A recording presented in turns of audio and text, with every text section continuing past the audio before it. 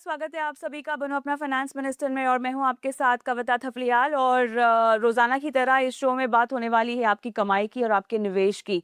बहुत ज़रूरी है कि आप निवेश करने के असली मकसद को समझें। सलाह तो आप किसी भी प्लेटफॉर्म पर जाकर ले सकते हैं, लेकिन जब तक आपको ये खुद ना समझ में आए कि आपको इन्वेस्टमेंट क्यों करनी है, डिसिप्लिन इन्वेस्टमेंट का क्या महत्व होता है और कैसे अलग अलग निवेश विकल्पों में आपको रणनीति बनानी चाहिए, तब तक कोई भी आपको सलाह दे दे आप सही राह पर नहीं आ पाएंगे। इसीलिए शो के जरिए हम आपको सजग बनाते हैं, सतर्क बनाते हैं, आपको जितना हो सके वित्तीय रूप से जो है हम तैयार करते हैं ताकि आप अपने निवेश की बागडोर अपने हाथ में खुद ले सकें। शुरुआत करते हैं आज की शो की। हमारे साथ सवाल जवाब के आज के सेशन के लिए जुड़ गए हमारे खास मेहमान पंकज मटवाल। पंकज सर, स्वागत है आपका बनो अपना फाइनेंस मिनिस्टर में। और लगातार यहाँ पर शो में जो सलाह आप देते हैं उसकी बदौलत बहुत सवाल आते हैं दर्शकों के, और बहुत भरोसे के साथ और विश्वास के साथ जो है अपने सवाल भेजते हैं दर्शक। उसी कड़ी में पहला सवाल शशि कुमार प्रजापति साहब का मैं लेना चाहूंगी। बिहार से उन्होंने अपना सवाल भेजा है और 20 साल का पोर्टफोलियो बनाया है, लक्ष्य इनका 2 करोड़ है। कह रहे हैं इनके पास क्वांट का फ्लेक्सी कैप है, निपॉन इंडिया का मल्टी कैप है, मिड कैप है, मोतीलाल ओसवाल का इडरवाइज का भी मिड कैप है, क्वांट का इनके पास स्मॉल कैप भी है, निपॉन इंडिया का स्मॉल कैप है, बंधन का भी स्मॉल कैप है। और इमरजेंसी फंड ये अपने लिए क्रिएट करना चाहते हैं। कौन सा फंड ले ये पूछ रहे हैं, और इमरजेंसी आने पर निकाल सकते हैं, और इमरजेंसी नहीं आए तो 5 वर्ष तक वो पैसा जो है रह सकता है निवेशित। ये इनका सवाल है। प्रजापति जी, अच्छा लगा सवाल आपने भेजा, और आपके सवाल की सबसे अच्छी बात यह है कि इमरजेंसी फंड पे आपने सवाल पूछा है, लेकिन दूसरी एक बात यह है कि आपने पोर्टफोलियो में बहुत सारे स्मॉल कैप्स जो है इकट्ठा करके रखे हुए हैं। पंकज जी विस्तार से आपको महत्व समझाएंगे तमाम फंड्स को और क्रॉस मार्केट कैप स्ट्रैटेजीज बनाने के महत्व को लेकर। पंकज जी बताइए क्या सलाह होगी इनके लिए। कविता जी नमस्कार। बिल्कुल आपने सही यहाँ पे समझा है और सही कहा कि स्मॉल कैप फंड भी ज़्यादा हैं, आप देखेंगे तो मतलब नंबर ऑफ फंड्स भी ज़्यादा हैं उस हिसाब से। हालाँकि 35,000 रुपीज़ की एसआईपी ये कर रहे हैं, इन्होंने कहा है। लेकिन अगर पहले टारगेट की बात करें, देखिए 2 करोड़ रुपए का लक्ष्य लेके चल रहे हैं 20 साल में। तो पहली बात तो ये है कि 20 साल में आज का 2 करोड़ नहीं रहेगा। 2 करोड़ की वैल्यू बहुत कम हो जाएगी, तो आपको भी बढ़ाना चाहिए। पर अगर हम ये समझें कि 35,000 रुपए की एसआईपी से कितना पैसा बनेगा, यदि मैं सिंपली 12% के सीएजीआर पर कैलकुलेट करता हूं, तो 20 साल में 3 करोड़ 22 लाख रुपए इकट्ठा हो सकते हैं। और यदि 10% से आप स्टेप अप कर सकें तो 6 करोड़ 52 लाख रुपए इकट्ठा हो सकते हैं। तो यानी कि आप जो टारगेट की बात कर रहे हैं 2 करोड़, वो तो आसानी से अचीव हो सकता है। और इन्फ्लेशन को भी बीट करना है तो इन्फ्लेशन आप स्टेप अप भी कीजिए ताकि और ज्यादा पैसा इकट्ठा कर पाए। पर जो स्कीम्स की बात है वहां पर थोड़े बदलाव करने का मैं आपको सजेशन दूंगा। एक तो क्योंकि आपके पास में फ्लेक्सी कैप फंड, क्वांट का फ्लेक्सी कैप फंड है, उसकी जगह पर मेरी राय ये होगी कि इसे रिप्लेस कीजिए आप Nippon India flexi cap fund के साथ में। और साथ ही आपके पास जो दूसरे फंड्स हैं उनमें से भी कुछ फंड्स कम करने चाहिए। तो जैसे Nippon India multi cap fund है, Motilal Oswal mid cap fund है, एडलवाइज का मिड कैप फंड है, बंधन स्मॉल कैप फंड। इतने फंड रखिए। स्मॉल कैप में 2 हैं आपके पास में, निपॉन इंडिया स्मॉल कैप भी है, बंधन स्मॉल कैप भी है। तो इसकी जगह पर आप स्मॉल कैप में एक ही फंड रखें। और एक राय और भी है, हालांकि मैंने कहा कि Nippon India flexi cap fund, पर मैं देख रहा हूं कि आपके पोर्टफोलियो में निपॉन के काफी फंड्स हैं। तो ऐसे में बेहतर होगा कि आप फ्लेक्सी कैप फंड जो है वो ICICI prudential flexi cap fund रखिए। और बाकी जो आपने पूछा इमरजेंसी फंड को लेकर, आपने बहुत स्पेसिफिकली कहा कि जरूरत पड़ने पर निकाल भी सकते हैं, नहीं जरूरत पड़ी तो 5 साल तक बने रह सकते हैं। अब ऐसे में मेरा सजेशन फिर भी ये होगा कि आप एक डेट फंड में ही निवेश करें। और वो इसके लिए डेट फंड में, क्योंकि थोड़ा पोर्टफोलियो आपका बैलेंस भी रहेगा और जरूरत पड़ने पर ज्यादा उतार चढ़ाव की यहाँ पर संभावना नहीं रहेगी। और लॉन्ग टर्म के लिए भी आप एक एसेट एलोकेशन के हिसाब से उसमें निवेश कर सकते हैं। तो स्कीम रहेगी ICICI prudential short term fund. तो इसमें आप निवेश कीजिए डेट में इमरजेंसी के लिए। इक्विटी में कुछ फंड्स कम करने की मैंने सलाह आपको दी है। All the best to you. Pankaj sir, आपने यहाँ पर इनको जो फंड रेकमेंड किया हुआ है इमरजेंसी के लिए, बहुत सारी कैटेगरीज होती है। हम short term, ultra short term, liquid funds की बात करते हैं। कैसे चुनाव करें इनमें क्या फ़र्क है और कैसे आपको इंटरेस्ट मिलता है, आपकी कमाई होती है? हालाँकि इनका उद्देश्य है सेफ्टी, स्टेबिलिटी, सिक्योरिटी बट कहीं न कहीं कमाई आपको फिक्स्ड डिपॉज़िट से बेहतर मिलती है। पोस्ट टैक्स रिटर्न्स कमाई कैसे होती है? जी, पहली बात तो यह है, यदि हम टैक्स की बात पहले कर लें, तो यहाँ पर जब डेट से आपको जो भी मुनाफ़ा होता है, वो आपकी इनकम में जुड़ता है। अब हम जानते हैं कि यदि हम बात करें इस करंट फाइनेंशियल ईयर की, यानी कि फाइनेंशियल ईयर 2025-26 की, तो हमें मालूम है कि 12 लाख रुपए तक की इनकम, अगर आप सैलरीड हैं तो 12,75,000 मान लीजिए, क्योंकि 75,000 रुपए का डिडक्शन मिलता है, और अदरवाइज 12 लाख रुपए। तो 12 लाख रुपए का जो नेट टैक्सेबल इनकम है, वो उस पर टैक्स नहीं लगेगा। तो यदि आपकी इनकम इतनी ही है, आप सैलरीड हैं और सब मिलाकर 12,75,000 रुपए तक है, और यदि आप सेल्फ एम्प्लॉयड हैं तो सब मिलाकर 12 लाख तक है, तो ये इनकम भी जुड़ रही है, तो भी आपको टैक्स नहीं लगने वाला है। तो मेरे हिसाब से, उस हिसाब से ऐसे निवेशकों को डेट फंड्स में इन्वेस्ट करने पर शायद ज्यादा टैक्स एफिशिएंट रिटर्न्स मिलेंगे। दूसरी बात यह है कि अगर हम बात करें कि बहुत सारी कैटेगरीज हैं, उसमें कैसे डिसाइड करें, तो क्योंकि जो डेट फंड्स होते हैं वो दो तरह से अलग हो सकते हैं। एक तो क्रेडिट क्वालिटी, यानी कि जो उन्होंने जिस तरह के डेट पेपर्स में इन्वेस्ट किया हुआ है वो कैसे हैं। जैसे कि banking and PSU debt fund, वो सिर्फ बैंकिंग एंड पीएसयू के जो डेट पेपर्स हैं, उनके बॉन्ड्स हैं, डिबेंचर्स हैं, उनमें इन्वेस्ट करेगा। अगर हम बात करें एक कॉर्पोरेट बॉन्ड फंड की, तो वो जो कॉर्पोरेट के डेट पेपर्स हैं उनमें करेगा। लिक्विड फंड की बात करें तो वो गवर्नमेंट सिक्योरिटीज और मनी मार्केट ऐसे इंस्ट्रूमेंट्स में करते हैं। तो इस तरह से किस तरह के डेट सिक्योरिटीज में इन्वेस्ट किया है, उसके आधार पर अलग अलग फंड हो सकते हैं। दूसरी बात होती है कि जिन डेट पेपर्स में एक म्यूचुअल फंड इन्वेस्ट करता है, उनकी मैच्योरिटी कितनी है। तो जैसे हम गिल्ड फंड की बात करें, गवर्नमेंट सिक्योरिटीज है पर मैच्योरिटी लंबी होगी। अब लंबी मैच्योरिटी पर इंटरेस्ट रेट का जो बदलाव होता है आरबीआई के द्वारा, उसका असर बहुत ज्यादा पड़ता है।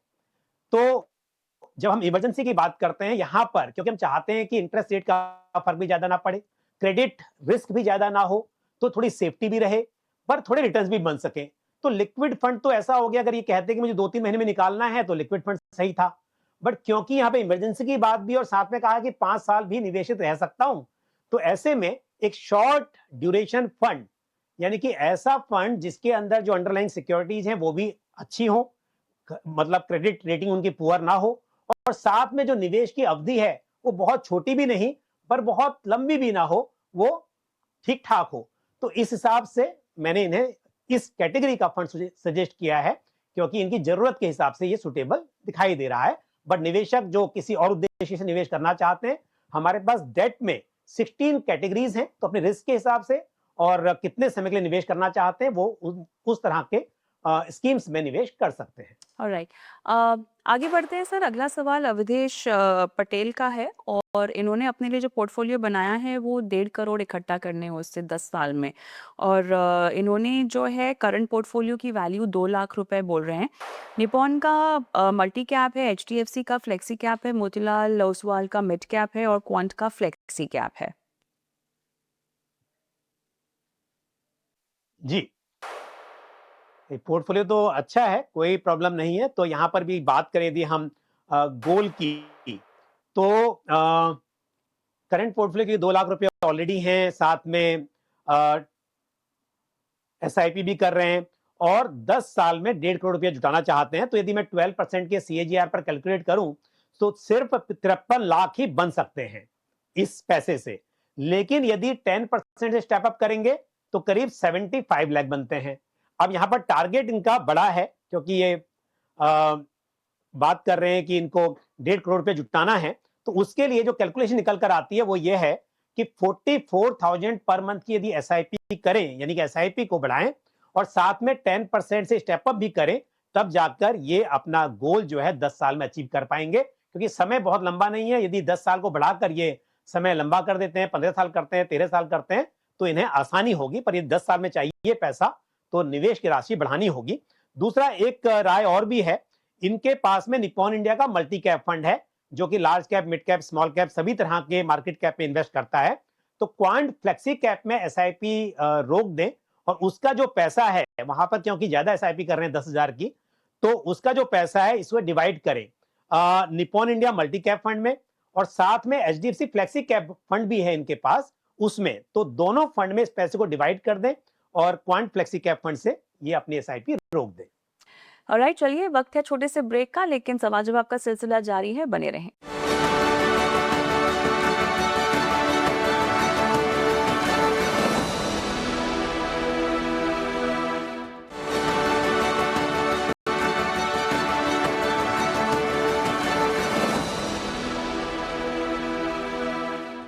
आगे बढ़ते हैं। अंकित शर्मा जी का मैं सवाल लेती हूँ। इनके पोर्टफोलियो में क्वांट का स्मॉल कैप है, बैंक ऑफ इंडिया का एलएसएस टैक्स सेवर है, मोतीलाल ओसवाल का मिड कैप है, बंधन का स्मॉल कैप है। सब में एसआईपी चल रही है, 15 साल तक एसआईपी भी करेंगे ये, और इन्हें स्टेप अप भी करना है। हालांकि क्या पोर्टफोलियो से इनकी रिक्वायरमेंट है उसकी जानकारी इन्होंने नहीं दी है, कितना कॉर्पस इकट्ठा ये कर पाएंगे। आप बताइएगा कैसे अप्रोक्सीमेट अमाउंट इनका एक्यूमुलेट होगा इस निवेश से, कितना इकट्ठा कर पाएंगे? बिल्कुल, देखिए कविता जी यहाँ पर अगर ये 6000 की एसआईपी कर रहे हैं, 15 साल की बात कर रहे हैं, 10% स्टेप अप, तो ऐसे में इनका जो निवेश है वो करीब-करीब 50,000 बन पाएगा 10 साल में। तो अब क्योंकि जैसा आपने कहा कि ये भी नहीं मालूम है कि बनाना कितना है, तो पर शुरुआत सही है, आपको निवेश तो और बढ़ाना ही होगा क्योंकि 10 साल 15 साल के बाद 50,000 रुपए 5 लाख रुपए सॉरी, उससे तो बहुत बड़ा काम नहीं बनेगा। तो इसके लिए आपको ये बढ़ाना तो होगा, कितना करना है वो आप डिसाइड कीजिए। दूसरी बात एक और है कविता जी, आज ना बहुत सारे सवालों में मैंने कहा कि आप क्वांट के फंड से निकल जाइए। तो ये ऐसा नहीं कि मैं क्वांट के फंड्स के कुछ अगेंस्ट हूँ, बट जो स्कीम्स यहाँ पे बताई गई हैं और उनके पोर्टफोलियो में दूसरी स्कीम्स जो हैं ऑलरेडी और जिस तरह का उनका लक्ष्य है, उसके हिसाब से थोड़ा-सा कई सवाल में ऐसा हुआ है कि क्वांट के फंड से मैंने सलाह दी है कि आप वहाँ से स्विच कीजिए और इसमें भी, इस सवाल के उत्तर में भी मैं यही कहूँगा कि इनके पास क्वांट स्मॉल कैप फंड है और बैंक ऑफ इंडिया का एलएसएस टैक्स सेवर फंड है। इन दोनों स्कीम से मैं निकलने की सलाह दे रहा हूं और उसकी जगह पर जो एग्जिस्टिंग फंड्स हैं उनमें इन्हें अपने निवेश को बढ़ाना चाहिए और साथ ही एक ICICI prudential flexi cap fund यहां पर ये ऐड कर सकते हैं। तो जो 4,000 रुपए बच रहे हैं इनके पोर्टफोलियो में क्वांट स्मॉल कैप फंड से और बैंक ऑफ इंडिया के एलएसएस फंड से, उस 4,000 रुपए की SIP ICICI prudential flexi cap fund में की जा सकती है। तो क्वांट स्मॉल कैप फंड से निकलने की वजह एक ये भी है कि बंधन स्मॉल कैप फंड भी इनके पोर्टफोलियो में ऑलरेडी है और एक अच्छा डाइवर्सिफाइड पोर्टफोलियो के साथ में स्मॉल कैप फंड है, जबकि जो क्वांट स्मॉल कैप फंड है उसका पोर्टफोलियो काफी कॉन्सेंट्रेटेड है। तो इनके लिए मेरे हिसाब से बंधन स्मॉल कैप फंड में बने रहना बेहतर रहेगा। चलिए, यहाँ पर स्मॉल कैप के लिहाज से बंधन स्मॉल कैप फंड पोर्टफोलियो में आप डाल सकते हैं। सोने चांदी को लेकर कोई खास सलाह? बिकॉज बहुत दर्शकों को लगता है कि मिस आउट हो गया है शायद वो एक्सपोजर। ईटीएफ के जरिए खरीदारी करनी चाहिए, लेकिन कीमतें लगातार उतार चढ़ाव फेस कर रही हैं। ऐसे में क्या ईटीएफ्स में एसआईपी कर सकते हैं इस वक्त, अगर किसी को gold ETF, silver ETF portfolio में डालना हो तो? कविता जी ये सवाल इस वक्त पर बहुत ही इंपॉर्टेंट है। दो बातें हैं, यदि आपके लिए लर्निंग है कि भाई आपने इन्वेस्ट नहीं किया था गोल्ड सिल्वर में, तो क्या आपको उसमें एलोकेट करना चाहिए? हमेशा कहते हैं कि एसेट एलोकेशन बहुत ही इंपॉर्टेंट है, तो बिल्कुल करना चाहिए। और गोल्ड ईटीएफ में तो खैर आपको, क्योंकि एक्सचेंज ट्रेडेड फंड है, तो आपको डीमेट में लेना होगा। लेकिन जो ईटीएफ फंड ऑफ फंड होते हैं, जैसे अगर आप आईसीआईसी प्रूडेंशियल गोल्ड ईटीएफ की बात करें तो ICICI prudential gold ETF fund of fund होता है। इसी तरह से किसी भी एचडीएफसी, मोतीलाल ओसवाल, सबके फंड ऑफ फंड स्कीम है जिसे आप एसआईपी के जरिए जहां पर निवेश कर सकते हैं। तो बिल्कुल आपको सिल्वर और गोल्ड फंड में एलोकेशन रखना चाहिए, जरूरी है। लेकिन यदि आप ये सोचते हैं कि भाई आपने मिस कर दिया, तो क्या आप बिल्कुल करना चाहिए, तो फोमो नहीं होना चाहिए। एक लंबी अवधि के हिसाब से थोड़ा एलोकेशन एसआईपी के जरिए बिल्कुल बनाना चाहिए।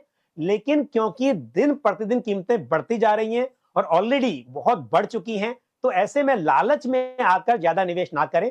पर कविता जी, जैसा आपने कहा, डाइवर्सिफिकेशन के हिसाब से एसआईपी करने के बारे में जरूर सोचना चाहिए। चलिए, तो एसआईपी के ज़रिए जो है आप निवेश कर सकते हैं तमाम प्रेशियस मेटल्स में। हम आगे बढ़ते हैं और अगला सवाल यहाँ पे संतोष मिश्रा जी का लेंगे, कानपुर में ये रहते हैं। Nippon India Sensex index fund 15,000 रुपये, यूटीआई का भी निफ्टी 50 इंडेक्स इनके पास 15,000, पराग का flexi cap 10,000, portfolio value 10 lakh है, 3 करोड़ चाहिए 18 साल में। अगेन इंटरेस्टिंग, बट इनका पोर्टफोलियो बहुत ज़्यादा लार्ज कैप्स में ही है। इन्होंने इंडेक्स फंड्स ले रखे हैं, तो मेरे ख्याल से पैसिव इनको पसंद है ज़्यादा। बाकी एक फ्लेक्सी कैप फंड है। इस तरह की ये पोर्टफोलियो लॉन्ग टर्म में कितना on an average return generate कर पाते होंगे, अगर आप इसमें मिड कैप स्मॉल कैप का तड़का ना देना चाहें तो? देखिए, ये तो बड़ा कहना मुश्किल होगा क्योंकि अगर हम बात करें इंडेक्स की, तो इंडेक्स के लेवल पे इनके पास जैसे सेंसेक्स है और निफ्टी 50 इंडेक्स है। तो यहाँ पर तो लॉन्ग टर्म में आप 12-13% के आसपास रिटर्न्स की उम्मीद रख सकते हैं। गारंटीड नहीं होते हैं रिटर्न्स, लेकिन हमने हिस्टोरिकली जो देखा है, उस हिसाब से इस तरह की उम्मीद की जा सकती है। दूसरी बात ये है कि अगर हम बात करें एक्टिव फंड्स की, तो एक्टिव फंड्स में कहना मुश्किल होता है। एक टाइम पर हो सकता है 10 साल का रिटर्न भी देखें, तो उसी वक्त पर एचडीएफसी फ्लेक्सी कैप फंड के रिटर्न और एक सैमको फ्लेक्सी कैप फंड के रिटर्न्स में बहुत बड़ा डिफरेंस आपको दिखाई देगा। तो किसी भी एक्टिव फंड्स में ऐसा नहीं कहा जा सकता कि किस तरह के रिटर्न्स होंगे, बट हम जब कंपेयर करते हैं तो हम इंडेक्स के साथ ही कंपेयर करते हैं कि इंडेक्स के रिटर्न्स किस तरह के हैं और उस तरह से एक्टिव फंड को किस तरह से परफॉर्म करना चाहिए, क्योंकि वहां पर अल्फा जनरेट करना ही मकसद होता है कि इंडेक्स के मुकाबले बेहतर रिटर्न जनरेट करे जा सके। अब बात आती है स्मॉल कैप मिड कैप के मुकाबले में लार्ज कैप की। तो हम जानते हैं कि लॉन्ग टर्म में स्मॉल कैप में ज्यादा पोटेंशियल है कि वो लार्ज कैप को आउट परफॉर्म कर सके। तो इंडेक्स लेवल पर तो डेफिनेटली लॉन्ग टर्म में आप स्मॉल कैप मिड कैप से बेहतर रिटर्न्स की उम्मीद कर सकते हैं। और एक्टिव फंड्स में भी जो अच्छे एक्टिव फंड्स हैं, उन्होंने प्रूव किया इस बात को कि उन्होंने लार्ज कैप को आउट परफॉर्म किया है। तो निवेशकों के पोर्टफोलियो में लॉन्ग टर्म के हिसाब से स्मॉल कैप मिड कैप जरूर होना चाहिए। हालांकि शॉर्ट टर्म में यहाँ पर उतार चढ़ाव की संभावना ज्यादा रहती है। अगर आप लास्ट 1 ईयर में देखेंगे तो जहां अब अगर हम पारंपरिक फ्लेक्सी कैप फंड की बात कर लें तो करीब 9% के आसपास रिटर्न उसका है एज ऑन टुडे। और वहीं पर हम बात करें स्मॉल कैप की, अधिकतर स्मॉल कैप के फंड्स के रिटर्न्स नेगेटिव हैं। एक्टिव फंड्स में बात करें तो इसके लिए आपको दोनों चीज देखनी है कि शॉर्ट टर्म में रहेगा उतार चढ़ाव, लेकिन लॉन्ग टर्म के लिए आपके पोर्टफोलियो में स्मॉल कैप मिड कैप रहना चाहिए। आते हैं संतोष जी के सवाल पर कि यहाँ पर देखेंगे तो आपने सही कहा कि यहाँ पर दो तो इंडेक्स फंड है और साथ में एक पारंपरिक का फ्लेक्सी कैप फंड है, तो उसमें भी लार्ज कैप एक्सपोजर ही ज्यादा है। बट ठीक है, अगर आप चाहें, मैंने जो एक्सप्लेन किया लॉन्ग टर्म के हिसाब से, तो बिल्कुल मिड कैप स्मॉल कैप को भी शामिल कर सकते हैं। बहरहाल फिलहाल आप जो एसआईपी कर रहे हैं 40,000 पर मंथ की, 10 लाख रुपया ऑलरेडी इकट्ठा कर चुके हैं। तो टारगेट हर साल में 3 करोड़ का है। मैं आपको बता दूं 12% के सीएजीआर पर यदि मैं कैलकुलेट कर रहा हूं तो करीब 18 साल में 3 करोड़ 62 लाख रुपए बनते हुए दिखाई दे रहे हैं। और यदि 10% से स्टेप अप कर लें आप, तो फिर 6 करोड़ 21 लाख के आसपास इकट्ठा हो सकता है आपका 18 साल में। तो इसके लिए आपको स्टेप अप भी करना चाहिए, क्योंकि यदि हम इन्फ्लेशन की बात करें तो 6% की महंगाई दर पर 18 साल में 3 करोड़ की कीमत करीब 1 करोड़ के आसपास ही बच जाएगी। तो स्टेप अप जरूर करें। All the best. और मिड कैप स्मॉल कैप को भी थोड़ी मात्रा में एसआईपी के जरिए शामिल करने की कोशिश करें।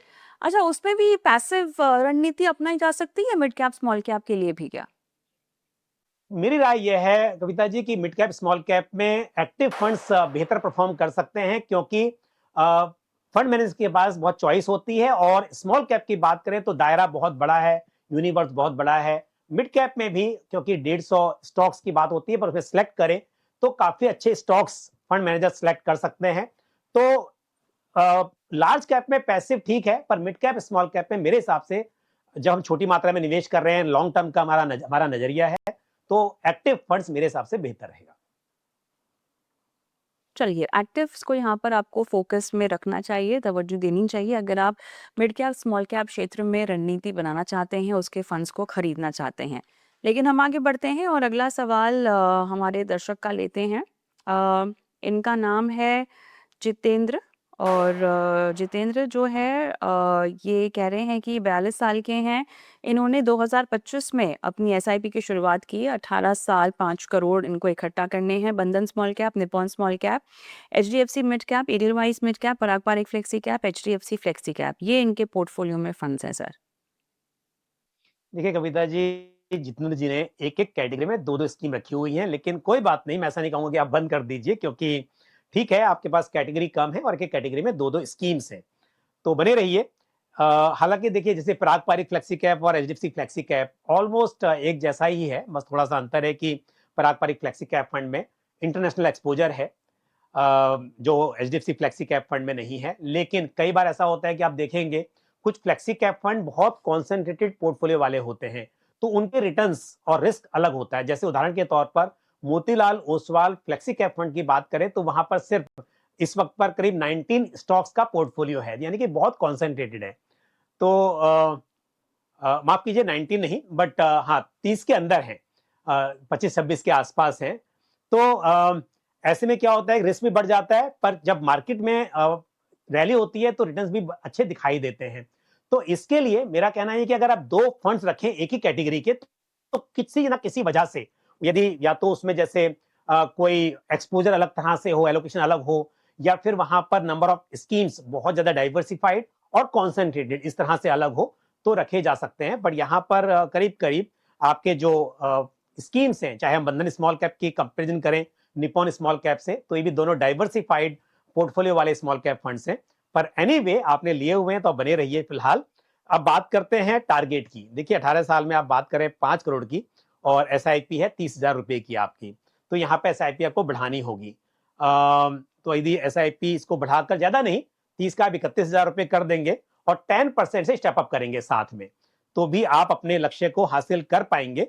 क्योंकि लंबा समय 18 साल का। बट मैं दूसरी बात जरूर कहूंगा, नहीं सॉरी, आपका पैसा बन पा रहा है यहाँ पर 2,13,00,000 रुपए इस पैसे से, और आपका टारगेट तो 5 करोड़ रुपए है। तो फिर 5 करोड़ के हिसाब से आपको जो एसआईपी है इसे डबल करना होगा, तब ये मुमकिन होगा। तो शायद डबल तो आप नहीं कर पाए इस वक्त पर, जितना ज्यादा से ज्यादा हो सके इसे आप बढ़ाते रहें। All the best to you. ये यहाँ पर जितना हो सके अपनी एसआईपी को बढ़ाइए। गोल अलाइनमेंट में जहाँ भी कमियां हैं उस पर आपको काम करने की ज़रूरत है।